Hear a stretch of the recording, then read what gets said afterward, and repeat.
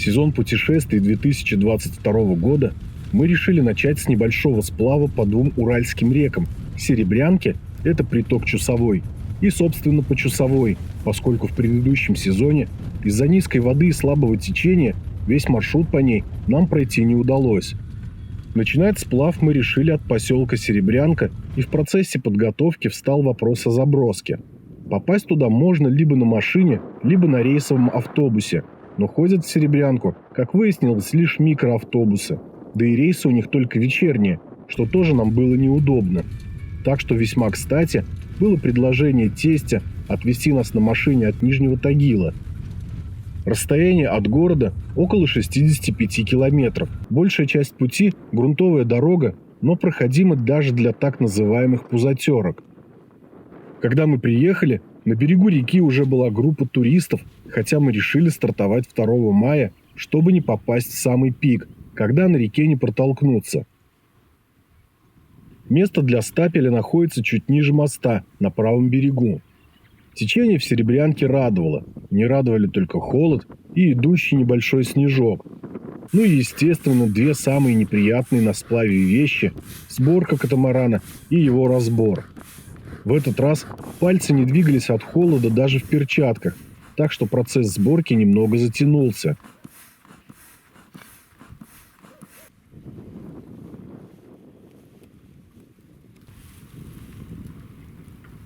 Примерно через пару часов после приезда, попрощавшись с Викиным отцом, мы встали на воду. Быстрое течение Серебрянки сразу же подхватило нас и понесло сквозь тайгу. Она только-только начала пробуждаться после долгой зимы. Снег уже почти полностью растаял, повсюду обнажив прошлогоднюю сухую траву.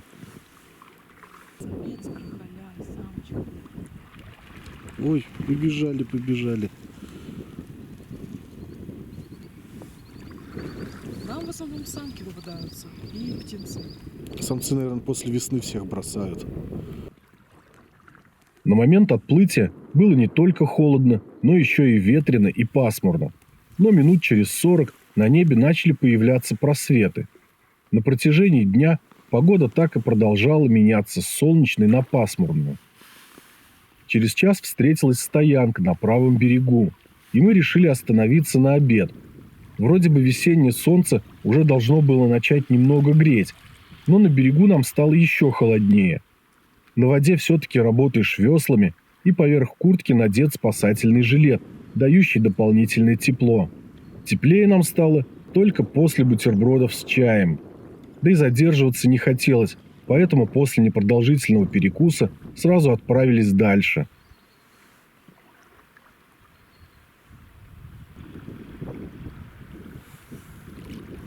В какой-то момент ветер усилился, а на берегу показался дым. Людей рядом при этом не было. Кто-то в лесу костер оставил. Такой ветрище, даже камнями не обложен. А уже противопожарный режим введен. Рядом валялась пустая консервная банка, при помощи которой мы потушили костер водой из реки. Иначе при таком сильном ветре, учитывая огромное количество сухой травы в лесу, может случиться лесной пожар. Некоторые люди, видимо, совсем не подозревают, какие могут быть последствия оставления открытого огня.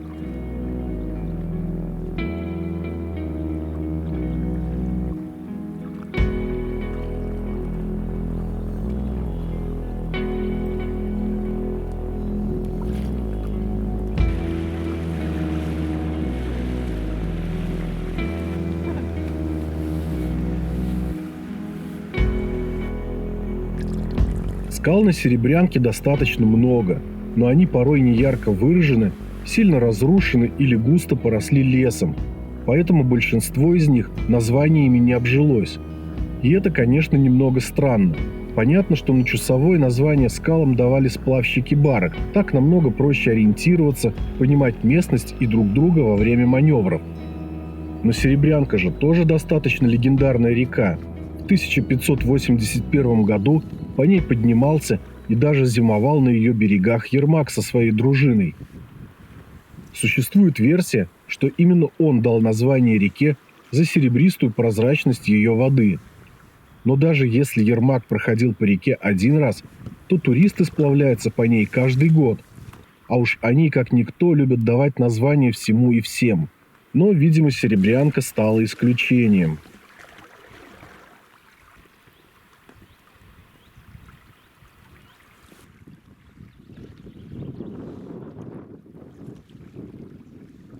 Сейчас мы остановились на отдых на одной из стоянок, которых на реке Серебрянка достаточно много. Прошли мы на данный момент 20,5 километров. В прошлом году, когда плавали по Чусовой, мы это расстояние проходили за день. Такое там было слабое течение. В среднем за час где-то примерно 6 километров делаем.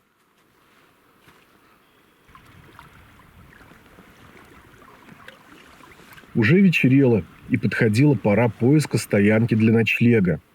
Однако, хоть стоянки и встречаются довольно часто, их уже начали занимать другие туристы.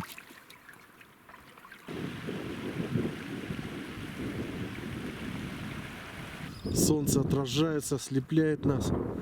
Ничего не видно от воды и сверху светит. Там дерево так и зацепилось, интересно, как будто бы прилипло. Подойдя к стоянке, на которой планировали заночевать, обнаружили, что она тоже занята. Пришлось искать любое приемлемое место, потому что по карте следующая стоянка должна была быть не скоро. Через пару километров на правом берегу увидели охотничий лабаз. К воде подходила дорожка, поэтому решили остановиться здесь.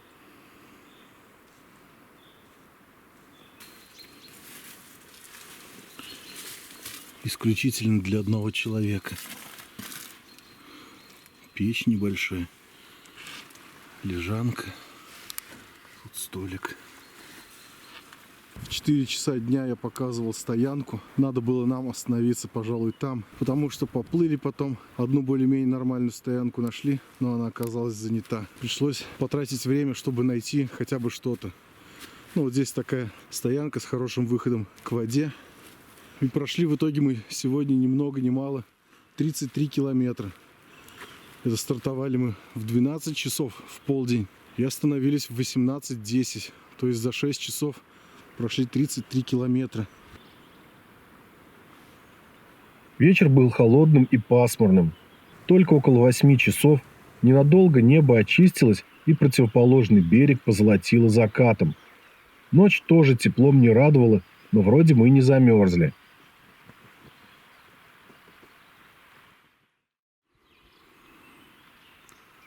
Зато с утра ярко светило солнце. Природа с приходом тепла пробуждается вместе с ней и ее обитатели. Второй день нашего сплава. Сегодня немного припоздились. Уже время 11:30 практически. Ночевали возле острова. Здесь река разбивается на две протоки. И там в конце острова впадает река Шурыш в Серебрянку. Че, держись?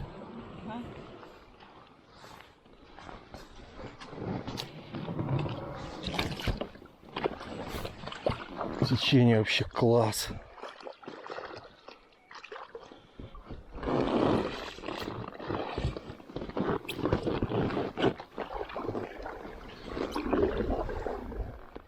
Да, чуть от берега отгребай.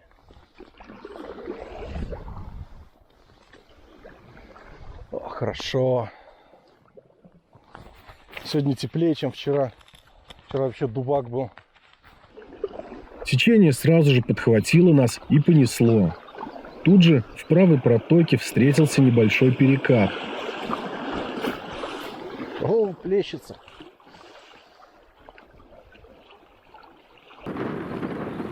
Столько деревьев поваленных. С корнем прям вывернуты. На Серебрянке, в принципе, достаточно много маленьких, но быстрых перекатов. Какой перекат хороший. Здесь прям с острова, смотри, сливается вода.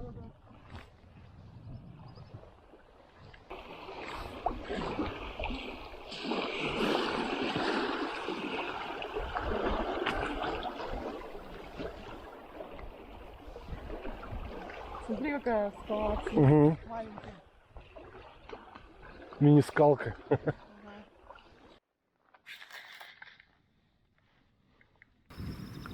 Помимо совсем маленьких перекатов, встречаются и крупнее, с волной повыше и течением побыстрее. Они существенно оживляют сплав и поднимают настроение. О, кибруны! Красота!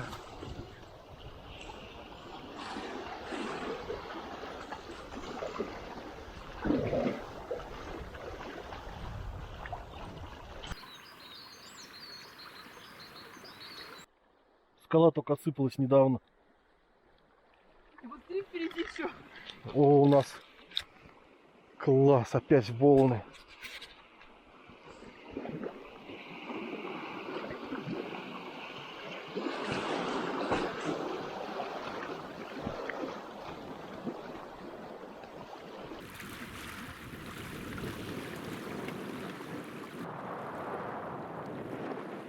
В нижнем течении Серебрянки начинают появляться более выраженные скалы, а у нескольких из них даже есть название.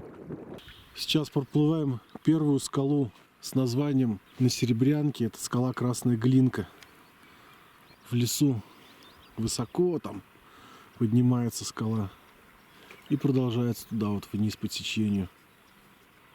Ударяясь об эту скалу, Серебрянка делает петлю и ненадолго меняет южное направление течения на северное, но через пару километров она вновь поворачивает на юг.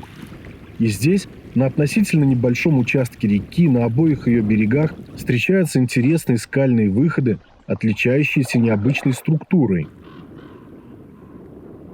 Пласты породы, из которой они сложены, под влиянием геологических процессов смяло и изогнуло в причудливые формы.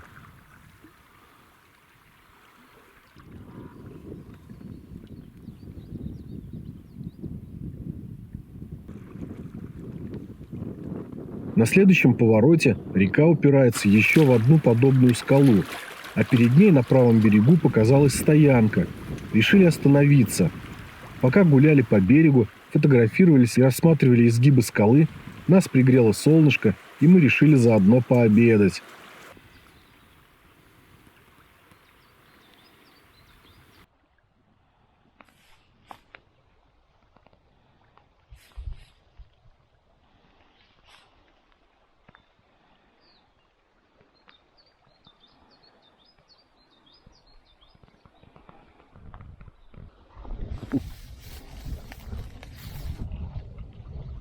Красиво? Очень. Нам тоже нравится. Остановились на обед. Сейчас заварим чай и поедим бутерброды с чаем. Так, мы сейчас после обеда отправляемся дальше в путь. Здесь вот у нас стоянка была прямо напротив островов, которые на карте отмечены как Хмелевица или Хмелевица. Точно не знаю, как правильно ударение. Здесь, видимо, такой перекат хороший, течение быстрое.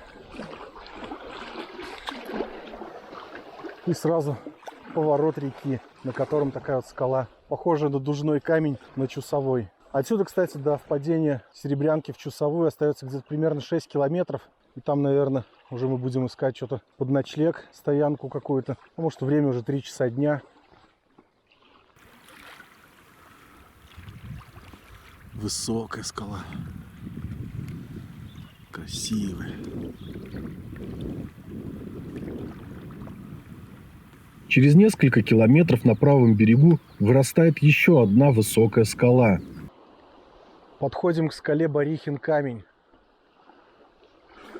Здесь очень хороший перекат. О, высокий.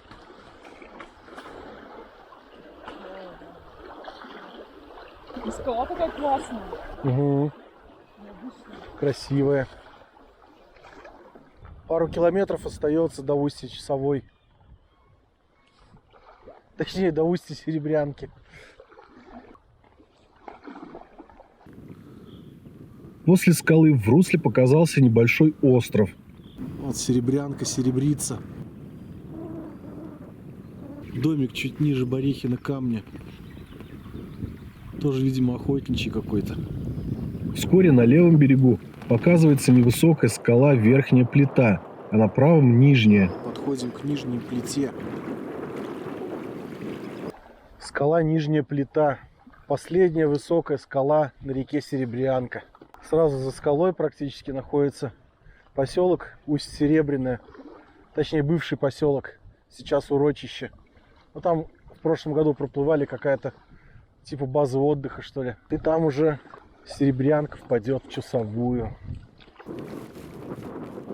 Нижняя плита под острым углом выходит из воды, которая, ударяясь об нее, делает свой последний поворот. Серебрянка оказалась красивой и интересной рекой. Немного жаль, что мы прошли ее так быстро. Чтобы попрощаться с ней, остановились на левом берегу.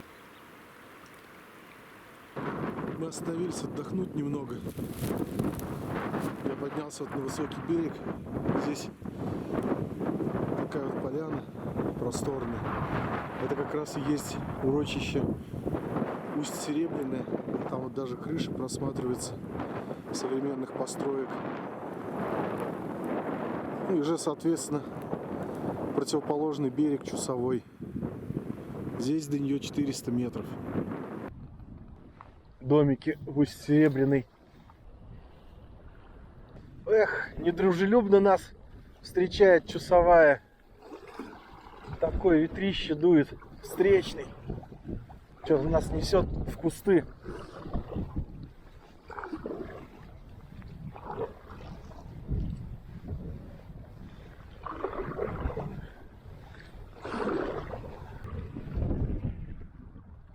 О, камень Растун.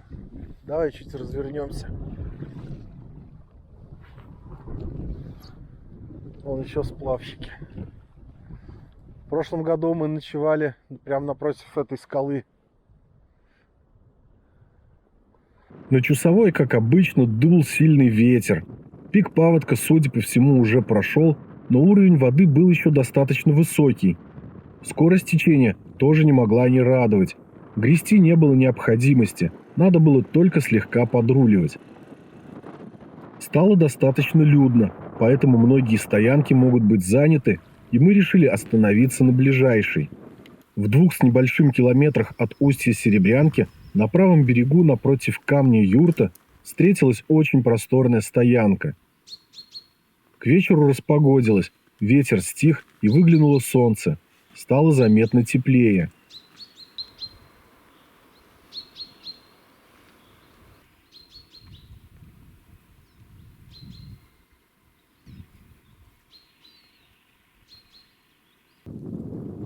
Разбив лагерь и отдохнув, решили прогуляться.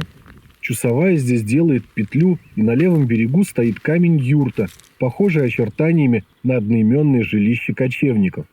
Здесь же наблюдали очень красивый грибной дождь.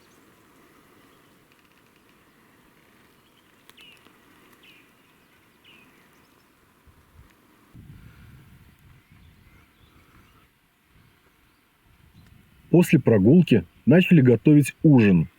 Видимо, недавно на этой стоянке останавливались туристы, и после них осталось несколько поленьев, так что дрова искать не пришлось.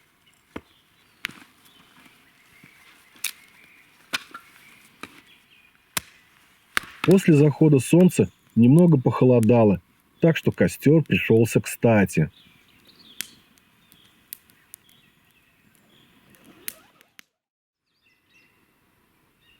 Следующий день подарил замечательную погоду. С хорошим настроением встали пораньше, позавтракали и начали сборы.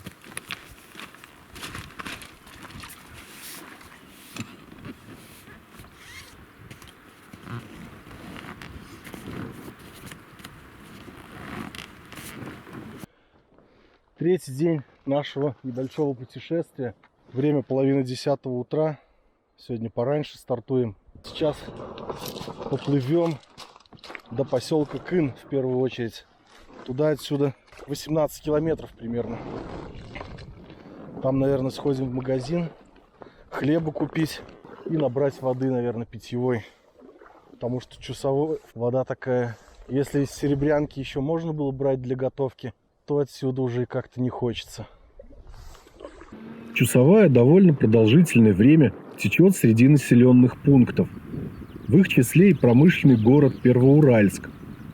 К сожалению, многие люди безответственно относятся к природе, загрязняя ее. В реку могут сливать отходы, выбрасывать различный производственный, строительный и бытовой мусор. Еще в прошлом году мы заметили, как отличается вода в Чусовой от воды в других уральских реках. Она была мутная даже летом. Купаться и готовить на ней желания не возникало. Приходилось набирать чистую воду в притоках и родниках.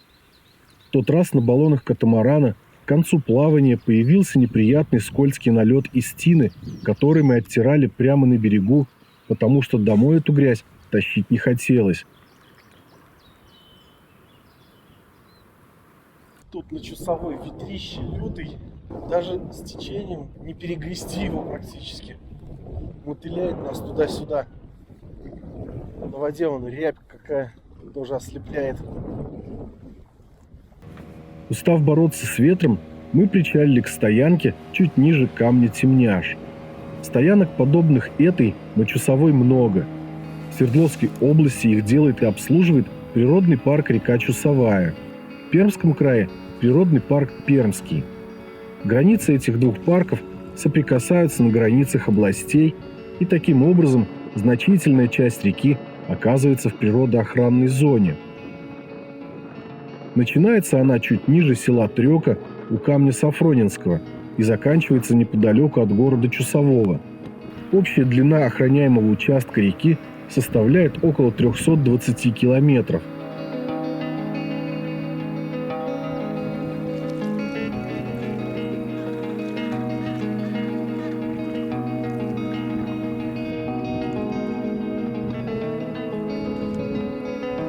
Все эти места, начиная от устья Серебрянки, нам немного знакомы. В прошлом году, сплавляясь по Чусовой, мы их проходили. Тогда маршрут был от поселка Крылосово до Кына. Все было в летней зелени, а сейчас хоть и узнаем многое, но выглядит все чуточку иначе.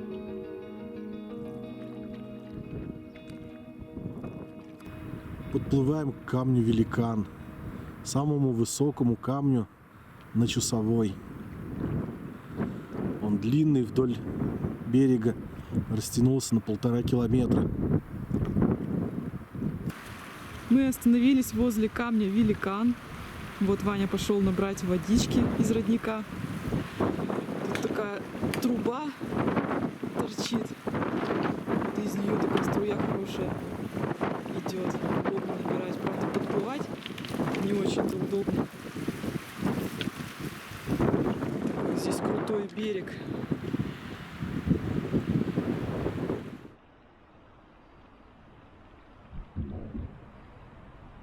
После родника встречный ветер усилился настолько, что сносил нас против течения и в какой-то момент просто прижал катамаран к берегу.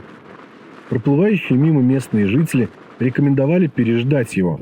Однако было холодно, и мы решили продолжить путь. Примерно через час, с трудом управляя катамараном, который ветер вертел во все стороны, причалили в поселке. Там я сбегал в магазин, купил хлеба, продуктов по мелочи и, вернувшись к реке, предложил Вике пообедать. Сильно задерживаться не стали по причине того же ветра. Он выдувал из нас все тепло, и, сидя на берегу, можно было замерзнуть. Устье реки Кын, впадение ее в реку Чусовая. Здесь, у поселка, река Чусовая делает крутой поворот буквально на 180 градусов. Теперь ветер, который до этого был встречным, стал попутным и вместе с быстрым весенним течением начал усиленно нас толкать. Но это тоже было не очень хорошо, поскольку удержать курс в таких условиях становится сложно, и катамаран начинает вертеться во все стороны.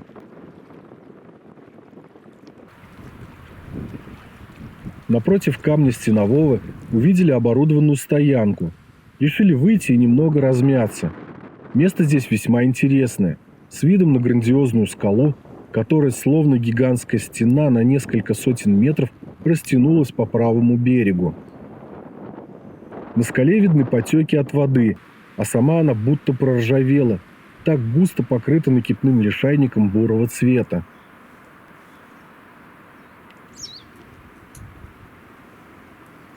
Неподалеку от стоянки установлена небольшая сцена.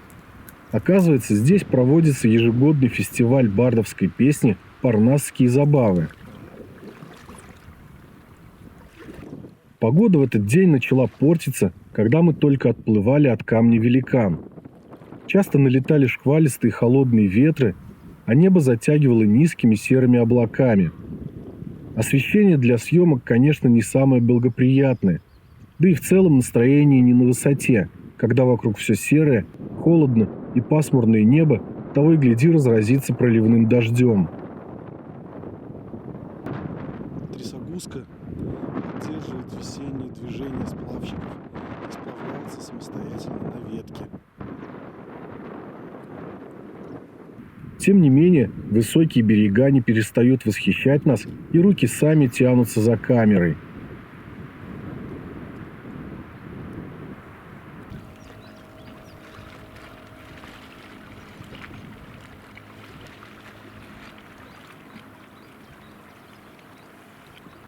Вот они, красавцы, крахали. Там остались еще двое. Смелые. Слева самка, справа самец. Эти птицы начинают гнездиться вместе со вскрытием рек ото льда. А сейчас они либо уже высиживают птенцов, либо готовятся к этому. Через пару недель, может быть через месяц, можно будет встретить самок с молодыми выводками. Остановились на очередной отдых. А здесь на берегу такая курочка. Точнее, петушок, наверное. С разноцветным хвостом. Из дерева сделан. Незаметно приближался вечер. Около половины пятого подошли к деревне Заречной, ее старое название Бабенки.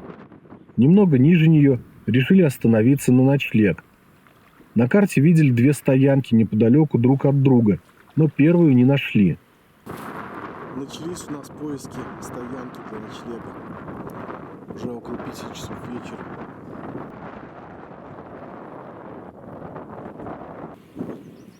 Вторая стоянка нашлась быстро. Нам она понравилась. Находится на высоком левом берегу с видом на реку. На другой стороне урочище на месте бывшей деревни Ялунина. 4-й день нашего сплава. Всю ночь практически шел дождь сегодня. И с утра было достаточно холодно. Ну, в принципе, по прогнозу погоды мы смотрели, так оно и ожидалось. Уже мы позавтракали, сейчас будем упаковывать вещи и вставать на воду. Но сегодняшнее наше утро было бы не полностью добрым без одной находки. Вот на стоянке мы нашли 100 рублей. Только ближе к полудню, точнее почти в полдень, мы стартуем сегодня, поскольку было холодно, дождь, долго собирались. Хотели вообще остаться здесь, наверное, на дневку. Но потом в последний момент передумали. А передумали, возможно, зря. Поначалу вроде бы дождь прекратился, но вскоре все чаще и чаще начинал моросить вновь. После села Кын, которое, как известно, находится в Пермском крае, часовая ненадолго возвращается в Свердловскую область. Село Верхняя Ослянка, которое мы сейчас проплываем, относится к Нижнетагильскому городскому округу Свердловской области. Один из самых популярных маршрутов весенних сплавов продолжительностью 3 дня и проходящий по рекам Серебрянка и Чусовая заканчивается здесь. Расстояние от начальной точки сплава до финиша 12 километров по дороге и 90 по воде. До Нижнего Тагила отсюда всего 80 километров пути.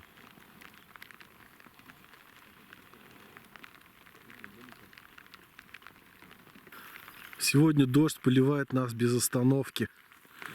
Пришлось надеть мембранные штаны, чтобы ноги не мокли. Ну, куртка немного все-таки мокнет. Сейчас мы проплыли село Нижняя Ослянка. или деревня. Здесь после нее скала, камень синий.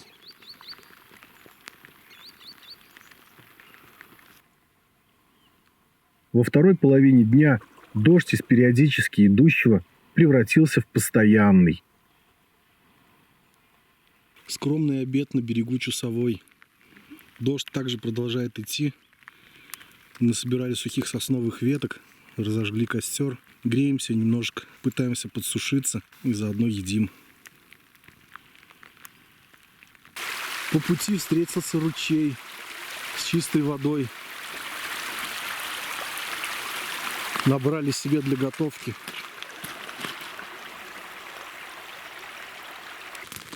Весь день мы сегодня плавали под проливным дождем.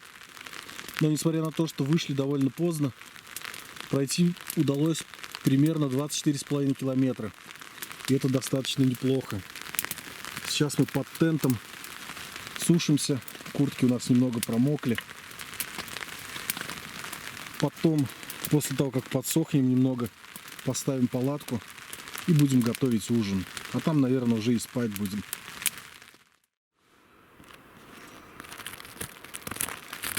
Ночью был легкий мороз. Утром мы еще досушивали вещи, было холодно, но погода в этот день обещала быть более благоприятной. Ночевали между камнями Сылвицким и Антоновым на правом берегу.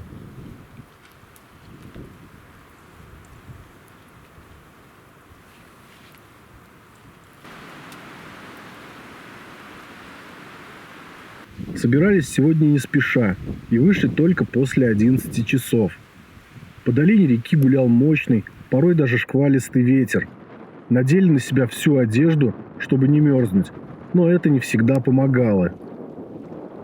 Зато в те моменты, когда ветер стихал, становилось очень жарко, особенно на солнце.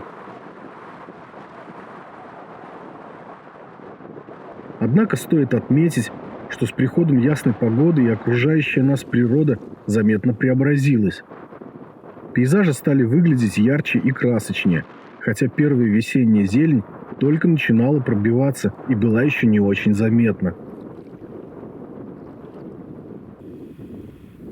Вскоре показался камень-котел. Он немного растянулся вдоль реки, а в самом нижнем его скальном обнажении мы увидели пещеру. Это пещера «Летучая мышь». Забраться в нее не составит никакого труда. Она небольшая, однако археологи обнаружили в ней святилище древних людей, живших здесь в разные эпохи, различные их изделия, а также кости пещерного льва. Благодаря этим находкам пещера имеет статус археологического памятника.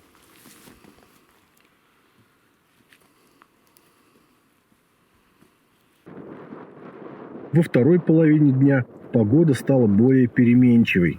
Темные тучи, гулявшие до этого на приличном расстоянии, стали сгущаться и опускаться все ниже. Снег идет. Освещаемый изредка выходящим солнцем показался камень Малый Стрельный. Начиная от него, река делает 4-километровую петлю, практически в вершине которой находится камень Свадебный. Во времена сплавов барок здесь был опасный участок, и камень, как говорили, венчал со смертью. И, соответственно, название его к празднику отношения не имеет. Чуть ниже камня Свадебного, на правом берегу, нам встретился такой вот родник. Мощный, бурный.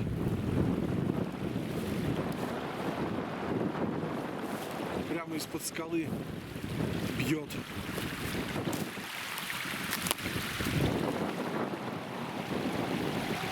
Соответственно, сейчас мы опять наберем воды себе. Снег идет. Вообще сегодня холодина лютый, ветреный еще. Грести очень тяжело порой. Устали. Еще стоянок стало меньше из-за того, что тут не особо популярный участок реки. Удивительно, как переменчива весенняя погода. Не прошло и 5 минут, как снегопад сменился ярким солнцем. У камня Большого Стрельного заканчивается излучина реки, начавшаяся у Малого. После него на расстоянии около 2 километров прямой участок.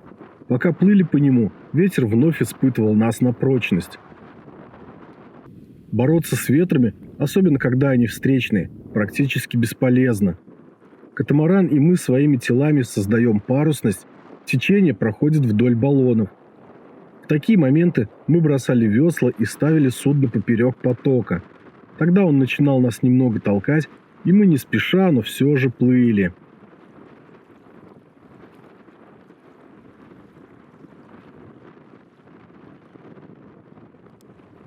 Когда уже совсем выдохлись, решили остановиться на обед. Тем более, что уже вечерело. Правда, мы и вышли сегодня в 12 часу.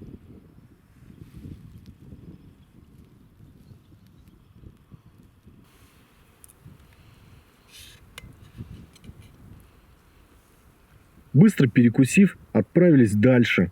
И уже решили не бороться со стихией, а останавливаться где-то на ночлег. По карте нашли 2 стоянки на правом берегу. Одна из них находилась в урочище Усть-Бедька, но там было занято рыбаками. Стояла машина, по реке полз дым от костра. Так что мы остановились за километр до них, в другом достаточно уютном месте.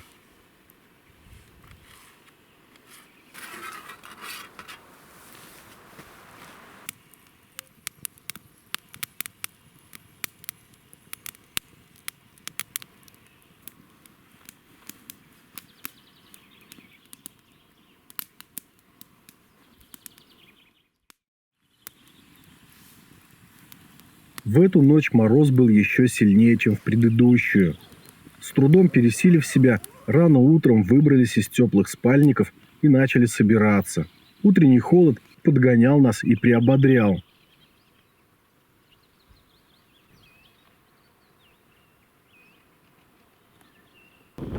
Сегодня, как ни странно, мы не припозднились и отправляемся в путь в 9 часов утра. Встали в 7. Сегодня собрались довольно быстро. Хотим пройти сегодня километраж побольше, чем вчера. Вчера из-за ветра никак не смогли. Сегодня надеемся хотя бы преодолеть порог в 30 километров.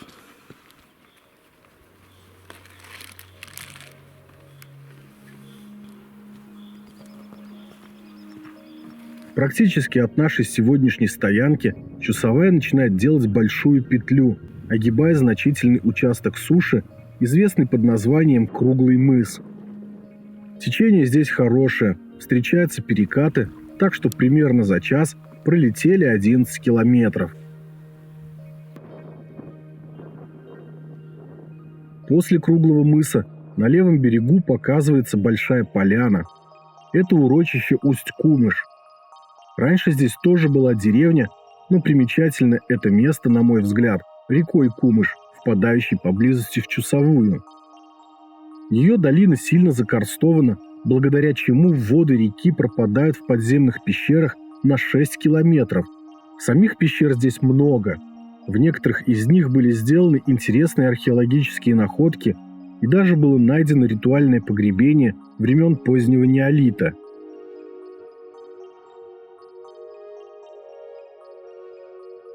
От камня Горчак начинаются самые опасные скалы Бойцы на Чусовой. До города Чусового отсюда 60 километров, и это последний горный участок на реке, после чего она превратится в равнинную, но до этого течение ускоряется, и в прежние времена барки с железом, гонимые быстрой водой, часто разбивались об эти скалы. Некоторые из них, те, что сильно выступали в воду, взрывали для лучшей проходимости, но и это не всегда помогало. А камень-разбойник и вовсе был самым опасным бойцом, за что и получил свое название. Об него разбился не один десяток барок, и погибла из-за этого не одна сотня сплавщиков. На карте возле него был отмечен родник, и мы вышли на берег, чтобы набрать чистой воды. Однако родника не нашли. Видимо, он был еще где-то под высокой водой.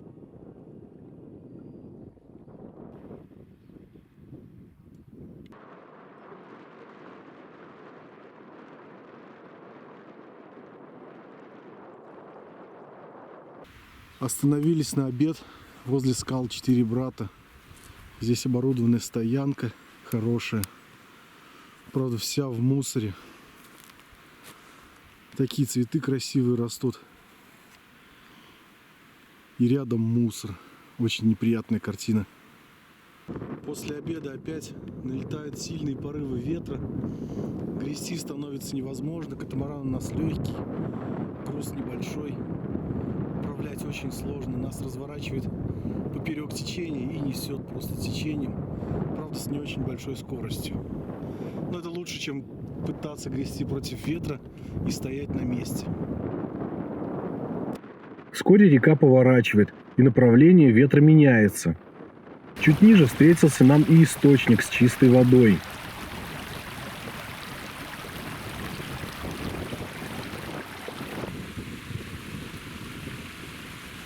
Еще одним опасным для железных караванов бойцом был высокий камень-отметыш.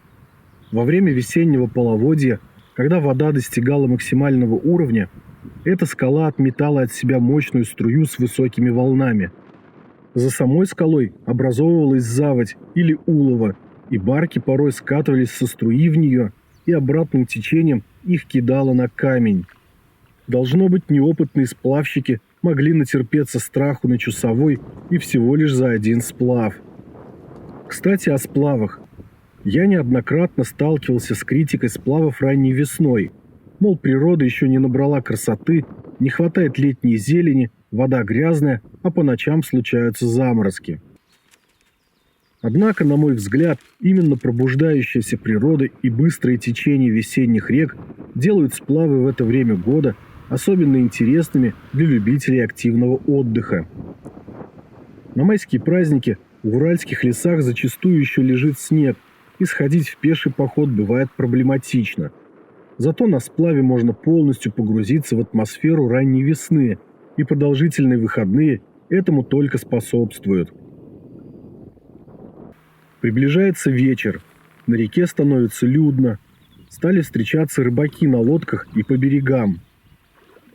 До поселка Усть-Койва остается несколько километров, но приезжают сюда и из Кусья Александровского, а возможно и из Лысьвы и Чусового. Все по-разному пытаются скрасить свободные дни. Кто-то путешествует, кто-то рыбачит и даже попивает горькую.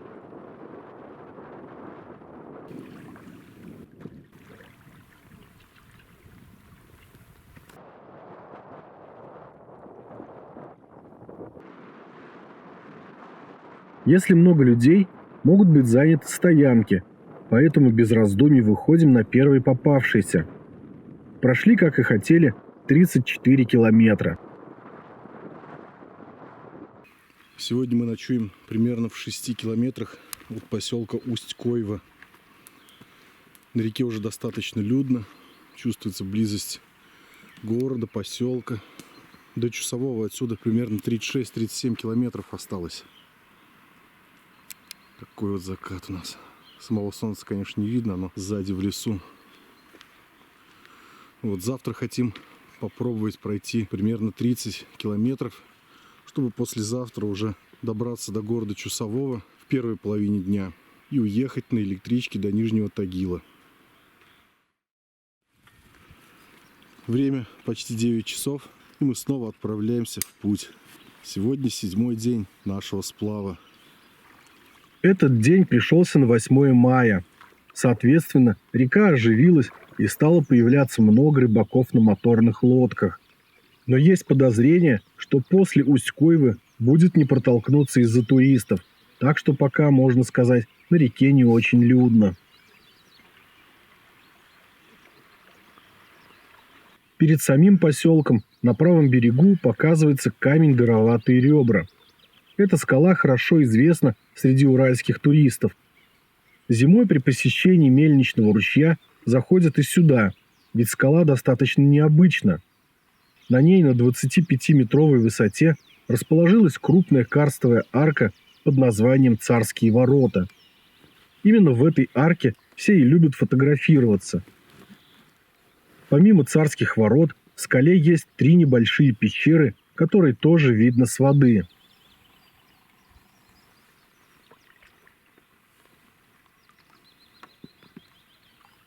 Сразу за дыроватыми ребрами показывается небольшой поселок Усть-Коево. В настоящее время он живет в основном за счет туризма. По переписи населения 2010 года здесь проживало всего 18 человек. Однако на берегу видны новые домики – это турбазы. Здесь могут предложить широкий спектр услуг – сплавы, рыбалку, экскурсии к местным достопримечательностям и многое другое.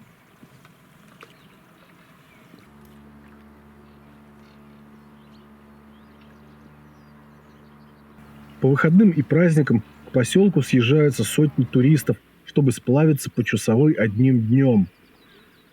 Свои плавсредства они собирают напротив камня Койвенского на небольшой галечной косе рядом с устьем реки Койвы, одного из самых крупных притоков Чусовой. Отсюда начинается самый популярный участок реки Чусовой. Люди теперь будут встречаться повсюду. Сегодня 8 мая, и, судя по всему, туристы из Пермского края собираются сплавляться по Чусовой. Короткий сплав, очень много народу. Видимо, вчера вечером приехали, а сегодня утром собираются стартовать.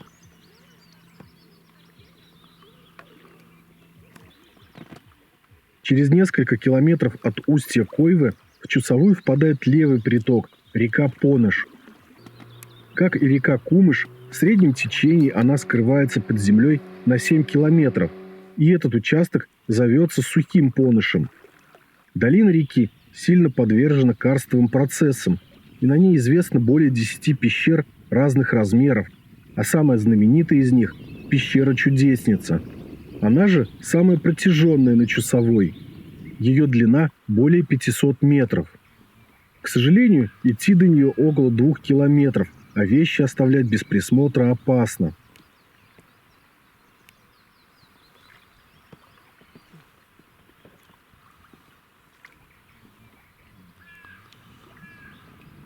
В прошлом веке, в начале 40-х годов, на участке Чусовой ниже реки Поныш планировалась постройка Понышской гидроэлектростанции. Плотина должна была расположиться в 6 километрах от города Чусового. Полный объем водохранилища составил бы 120 миллионов кубических метров воды, а мощность электростанции – 24 мегаватт. Возвести Понышскую ГЭС предполагалось за 2 года, а для подготовительных работ использовать бесплатную рабочую силу заключенных. С этой целью на правом берегу Чусовой, возле камня Печка, был возведен трудовой лагерь «Створ». Его узники готовили ложе водохранилища, рубили лес, корчевали пни.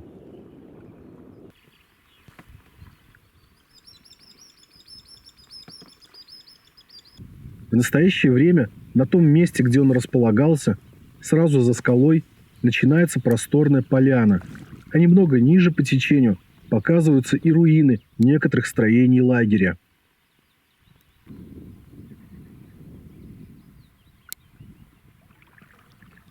На протяжении первых 10 лет своего существования исправительно-трудовой лагерь «Створ», единственный в Пермском крае, имел статус для осужденных к каторжным работам. 90% узников были политическими, осужденными по 58 статье. Остальные – обычные уголовники. В числе политических были и военные, прошедшие через германские концлагеря. Советская власть не доверяла выжившим в них, считая их предателями. Проживание поначалу было организовано в палатках. Заключенным не хватало одежды, обуви и еды. Работать заставляли в том, что было, поэтому заболеваемость и смертность в лагере были высокими. За все время существования Створа или Понышлага через него прошли тысячи заключенных. Тех, кто погибал, хоронили на соседнем пригорке. Там и сейчас есть кладбище, на котором вместо надгробных плит ржавые таблички. Точное количество погибших до сих пор неизвестно. Позже каторжный статус лагеря сменился особым, потом общим, а в 1975 году поселок Створ покинули последние жители – семьи охранников. Понышская ГЭС, сгубившая сотни людей, так никогда и не была достроена.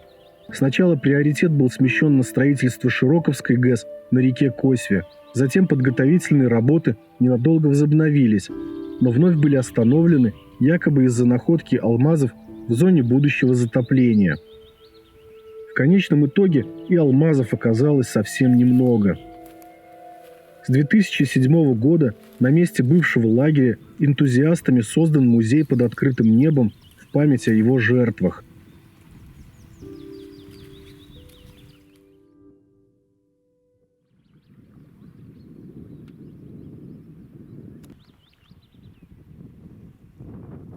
Ближе к полудню солнце хорошенько прогрело воздух. Если над рекой еще гулял холодный ветер, на берегу находиться в куртке становилось немного жарко. Словно по договоренности на воду встали и туристы, образовав огромную флотилию. Если во время сплава по Чусовой иметь цель посетить достопримечательности на берегах, это различные пещеры, гроты, урочища и многое другое, лучше рассчитать время так, чтобы самые популярные участки проходить в будние дни. В противном случае можно нарваться на толпы туристов. В большой компании проще. Можно разделять группу, чтобы часть присматривала за вещами, пока другие гуляют, а потом меняться. Дело в том, что я неоднократно читал о случаях воровства на реках, поэтому и на ночь катамаран мы поднимаем на берег и ставим поближе к палатке.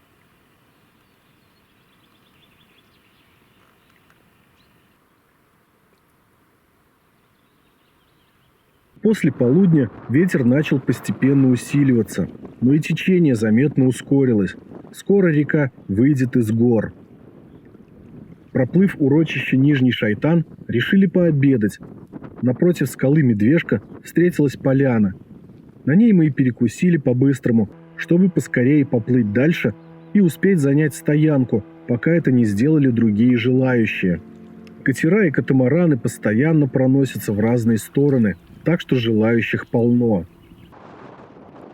Далее мы проплываем несколько настолько интересных мест, что остается только пожалеть о том, что мы их проплываем. Камни глухие, выступающие по обоим берегам реки, просто кладезь достопримечательностей. У их подножия на поверхность выходят два карстовых источника, образуя озера Голубое и Малое Голубое. В самой скале есть грот Большой Глухой, археологический памятник, в котором были найдены стоянка древних охотников, кость неандертальца, наскальные рисунки и останки пещерной гиены, причем самые северные из известных. Ниже глухих камней с левой стороны в Чусовую впадают две реки – Большой и Малый Вашкар. В их долинах тоже находится несколько интересных пещер, а в одной из них даже было найдено погребение женщины X-XI веков. Напротив Вашкарских пещер камень-гребешок.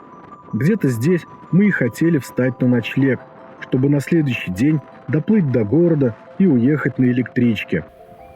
Однако все стоянки оказались заняты отдыхающими. Ближе к городу, сразу за гребешком, находится газопровод, на котором останавливаться запрещено. А за ним по обоим берегам уже растянулись микрорайоны Чусового. Так и не найдя подходящего места, мы решили плыть до города.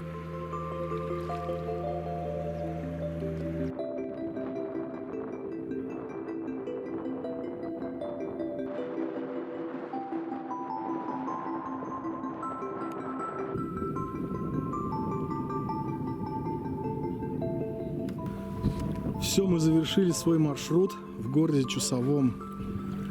Вышли на правом берегу в районе железнодорожного вокзала. Правда, хотели вот все-таки переночевать, а завтра утром, точнее после обеда, отправляться на электричке. Но все стоянки оказались заняты. Здесь все туристы однодневки, местные гуляют, отдыхают.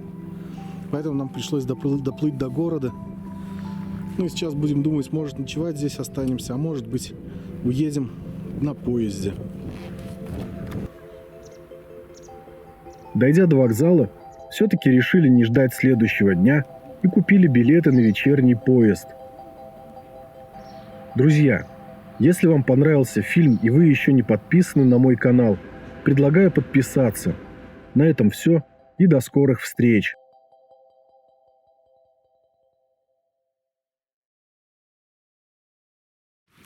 Где? На бороде! Вот!